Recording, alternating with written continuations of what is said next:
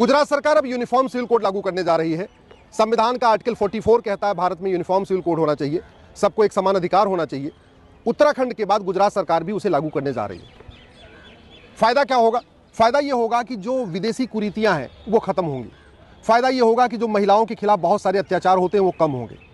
Uniform civil code लागू होने से गुजरात में बाल विवाह सबके लिए अपराध हो जाएगा, बहु विवाह करना सबके लिए अपराध हो जाएगा, हलाला एक गंभीर अपराध हो जाएगा, मुताह भी एक गंभीर अपराध हो जाएगा, मिस्यार भी गंभीर अपराध हो जाएगा। भारत में जो कुरीतियां आई उनके खिलाफ कानून बना, उनको अपराध घोषित किया गया कानून बना के।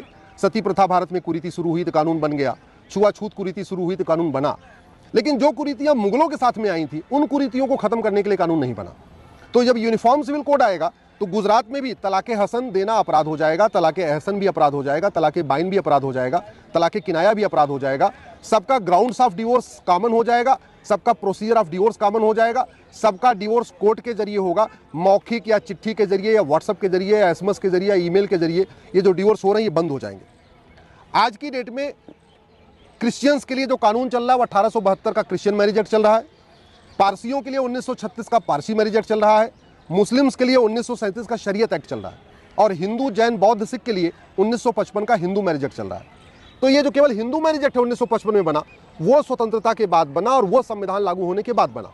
इसलिए वो जब कानून बनाते समय संविधान की स्पिरिट को देखा गया। हिंदू मैरिज एक्ट में महिला पुरुष में कोई भेदभाव नहीं किया गया, माता पिता में कोई भेदभाव नहीं किया गया, भाई बहन के अधिकारों में कोई भेदभाव नहीं किया, पति पत्नी के अधिकारों में कोई भेदभाव नहीं किया। लेकिन ये जो तीन कानून पहले से चल रहे हैं, 1872 का क्रिश्चियन मैरिज एक्ट, 1936 का पारसी मैरिज एक्ट, 1937 का शरीयत एक्ट, ये अंग्रेजों ने बनाया था, बिना किसी चर्चा के बनाया था, तो वो पूरी तरीके से महिला विरोधी है। उसमें बहुत सारी विसंगतियां हैं, न उसमें किसी कुरीति को खत्म किया, न सबको समान अधिकार दिया। तो यूसीसी आने से ये जो पुराने कानून चल रहे हैं अंग्रेजों के समय के, वो रुक जाएंगे, वो खत्म हो जाएंगे और सबको एक समान अधिकार मिल जाएगा। यूनिफॉर्म सिविल कोड आएगा तो फायदा ये होगा कि बेटे और बेटी की शादी की उम्र समान हो जाएगी। अभी हिंदू जैन बौद्ध सिख के लिए शादी की उम्र बेटियों की 18 साल है मिनिमम एज और बेटों की शादी की मिनिमम एज जो है 21 साल है। लेकिन ये सब पे लागू नहीं होता है। यूनिफॉर्म सिविल कोड आएगा तो जो मिनिमम एज है वो सबके लिए एक समान लागू होगी, सबके लिए एक समान हो जाएगी। विवाह का रजिस्ट्रेशन कंपलसरी हो जाएगा, अभी नहीं है। डाइवोर्स का जो ग्राउंड है, विवाह विच्छेद का ग्राउंड है, जो तलाक का ग्राउंड है, वो बाकायदा लिखित में हो जाएगा, कोडिफाइड हो जाएगा। अगर कोड होने पे डिवोर्स होगा, नपुंसकता के आधार पे डिवोर्स होगा, बाजपन के आधार पे डिवोर्स होगा, जो भी होगा वो कोडिफाइड हो जाएगा, सबके लिए लिखित में हो जाएगा। उससे अलावा आप डिवोर्स नहीं दे पाएंगे, चाहे वो मानसिक क्रूरता के आधार पे हो, जिसके आधार पे हो। डाइवोर्स का प्रोसेस एक समान हो जाएगा। फिर ये जितने बाहर चलते हैं ना, कोर्ट के बाहर वाले तलाक, वो बंद हो जाएंगे। सबको कोर्ट जाना पड़ेगा, कोर्ट के जरिए होगा, फैमिली कोर्ट के जरिए होगा। गुजारा भत्ता का फार्मूला सबके लिए एक समान हो जाएगा। गुजारा भत्ता किसको मिलेगा किसको नहीं मिलेगा वो भी एक जैसा हो जाएगा। गोद लेने की प्रक्रिया सबकी एक समान हो जाएगी। गोद लेने का अधिकार सबको बराबर मिल जाएगा, अभी सबको नहीं है। हिंदू जैन बौद्ध सिख में पत्नी को है गोद लेने का अधिकार, लेकिन बाकियों में गोद लेने का अधिकार नहीं है। इसी तरीके से विरासत का अधिकार, जो माता पिता की प्रॉपर्टी में अधिकार मिलता है, वो भी बेटे बेटी को एक समान हो जाएगा, पति पत्नी को एक समान हो जाएगा। वसीयत का अधिकार भी सबको एक समान हो जाएगा। सबसे बड़ी बात, एक पति और एक पत्नी का नियम सब पे लागू हो जाएगा। इतना ऑलरेडी उत्तराखंड में हो चुका है। मैं गुजरात सरकार से मांग करूंगा कि जो यूसीसी बना रहे हैं उसमें हम दो हमारे दो भी लागू कर दें। फिर अलग से जनसंख्या नियंत्रण कानून नहीं बनाना पड़ेगा, और जरूरत भी है इस समय, क्योंकि जनसंख्या विस्फोट के कारण बहुत सारी समस्याएं हो रही हैं।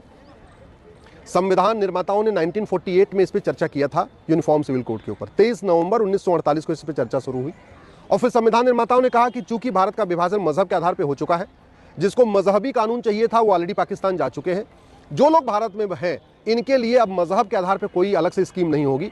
न मजहब के आधार पर नियम होगा, न मजहब के आधार पर कानून होगा, न मजहब के आधार पर कोई बोर्ड होगा, न मजहब के आधार पर ट्रिब्यूनल होगा, न मजहब के आधार पर कोई आयोग होगा, न मजहब के आधार पर कोई मंत्रालय होगा, न मजहब के आधार पर कोई लोन होगा, न मजहब के आधार पर कोई वजीफा होगा। कोई मजहब रिलीजियस बेस पे कुछ भी नहीं होगा।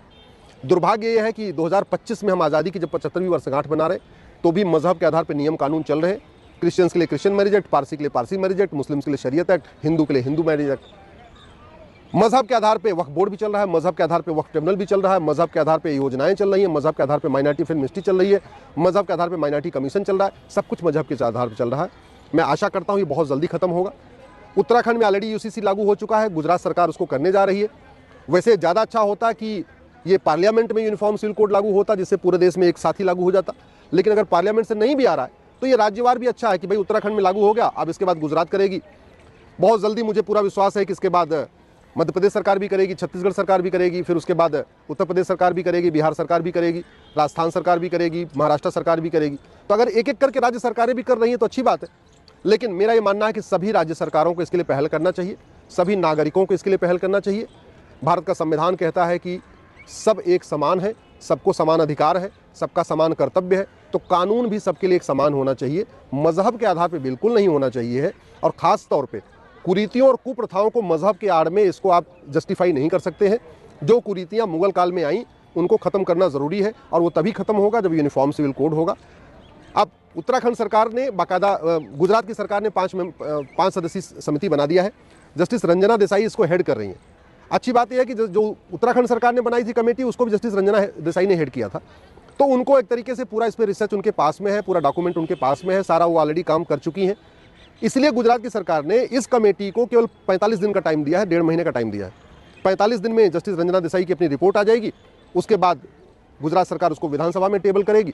तो हमें पूरा भरोसा है कि 2025 में गुजरात में भी यूनिफॉर्म सिविल कोड लागू हो जाएगा, और भारत में उत्तराखंड के बाद गुजरात दूसरा राज्य होगा जो यूनिफॉर्म सिविल कोड लागू करेगा।